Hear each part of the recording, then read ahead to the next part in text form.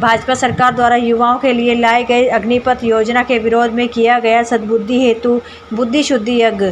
वाराणसी सामने घाट स्थित महामृत्युंजय मंदिर प्रांगण में आम आदमी पार्टी के पूर्व कैंट विधानसभा प्रत्याशी राकेश पांडे के नेतृत्व में भाजपा सरकार द्वारा युवाओं के लिए लाए गए अग्निपथ योजना के विरोध में सद्बुद्धि हेतु एक बुद्धि शुद्धि यज्ञ का आयोजन किया गया।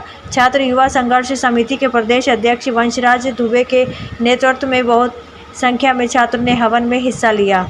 उक्त अवसर पर कैलाश पटेल, रमाशंकर पटेल, राकेश पांडे, घनश्याम पांडे, कमलेश पांडे, जीवेश ठाकुर, सुनील तिवारी, बनारसी पटेल, युवा समाज सेवी रघुकुल यथार्थ आदि उपस्थित रहे।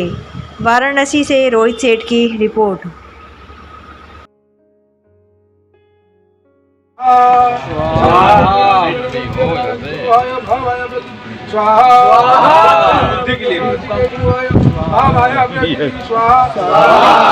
बुद्धि की शुद्धि हो, इसीलिए मंत्र है ज्ञान मतलब ज्ञान दीजिए, ज्ञान दीजिए उनको जी। हम लोग को भी मिलेगा जी, लेकिन उनको ज्ञान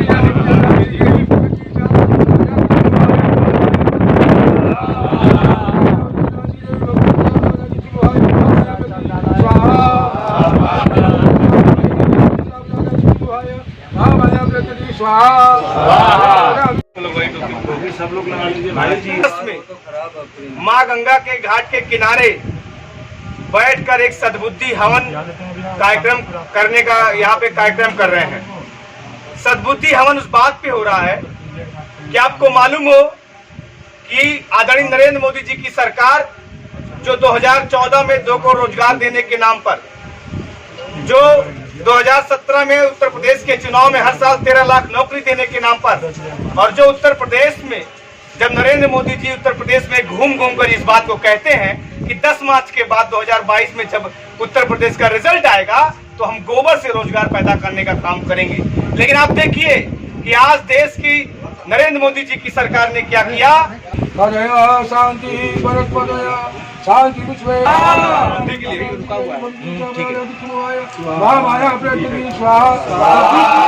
बुद्धि की शुद्धि हो, इसीलिए मंत्र है ज्ञान मतलब ज्ञान दीजिए, ज्ञान दीजिए उनको हम लोग को भी मिलेगा लेकिन उनको राजा की समूहाय महामाया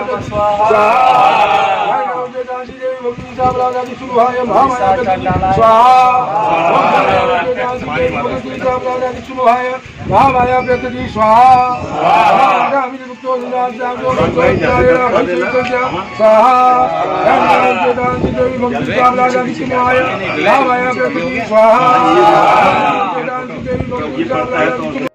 मेरा नाम वंशराज दुबे है। आम आदमी पार्टी की छात्र विंग CYSS का मैं उत्तर प्रदेश का अध्यक्ष हूँ। दुबे जी क्या कार्यक्रम था?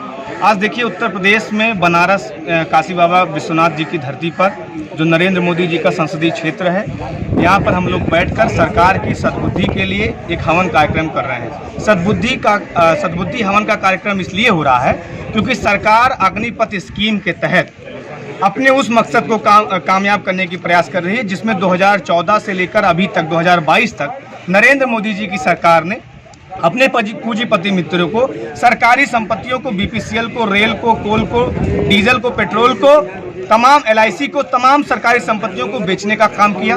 जब उनके पूंजीपति मित्र उनके पास पहुंचते हैं कि महोदय सरकारी संपत्तियों को आपने हमको बेच दिया लेकिन इसकी रक्षा कौन करेगा, तो दरिया दिल हमारे प्रधानमंत्री जी ने कहा कि मित्रों आप परेशान मत होइए, सेना के खर्चे पर हम 4 साल के लिए नौजवानों को ट्रेनिंग देंगे, 4 साल के बाद उनकी पीठ पे लात मार के उनको भगाने का काम करेंगे और वो मजबूर हो जाएंगे आपकी सरकारी संपत्तियों के सामने चौकीदार बनने के लिए। और इस बात की पुष्टि भारतीय जनता पार्टी के एक नेता कैलाश विजयवर्गीय ने खुद किया। कैलाश विजयवर्गीय जो नेता है भाजपा का, वो कहता है कि 4 साल के बाद जो नौजवान रिटायर होगा तो उसको हम भारतीय जनता पार्टी कार्यालय के सामने चौकीदार बनाएंगे। यानी इनका लड़का जो बैठ से अधिकारियों को पीटता है वो बड़ी बड़ी तनख्वाहें कमाएगा, वो विधायक बनेगा, मंत्री बनेगा, सांसद बनेगा। दूसरी तरफ सरकार कह रही है कि हमारे पास पैसा नहीं है इनको पेंशन देने का, इनको मेडिकल की फैसिलिटी देने का। यानी अगर आप 4 दिन के लिए विधायक बन जाएंगे तो आपको ताउम्र पेंशन मिलेगी, आपके पूरे परिवार को हेल्थ की व्यवस्था मिलेगी। लेकिन जो 4 साल नौजवान सीमा पे तैनात होकर अपना सर्वोच्च बलिदान देने के लिए तैयार है, वो अगर शहीद हो जाएगा तो सरकार उसको शहीद का भी दर्जा नहीं दे सकती। ये किस तरीके से मंद बुद्धि सरकार हो चुकी है, उसकी सद्बुद्धि के लिए आज हम लोग बनारस बनारस के घाट पर एक सद्बुद्धि हवन कर रहे हैं कि भगवान इनको बुद्धि दे कि इस तरीके का फरमान जारी करने से पहले कम से कम नौजवानों से बात करने का प्रयास करें। पांडे, आम आदमी प्रभारी, कैंट विधानसभा वाराणसी। किस तरह का यज्ञ किए आप लोग? ये यज्ञ जो अग्निपथ योजना आई हुई है, वो जो नौजवानों के साथ इतना बड़ा छल किया जा रहा है और इस समय देश महंगाई से, बेरोजगारी से जो परेशान है और ये सरकार केवल पूंजीपतियों के लिए ही काम कर रही है, इसलिए हम लोग नरेंद्र मोदी जी के बुद्धि के लिए बुद्धि शुद्धि यज्ञ आज हम लोग यहाँ पे करवाएं। मृत्युंजय घाट सामने घाट में होता है।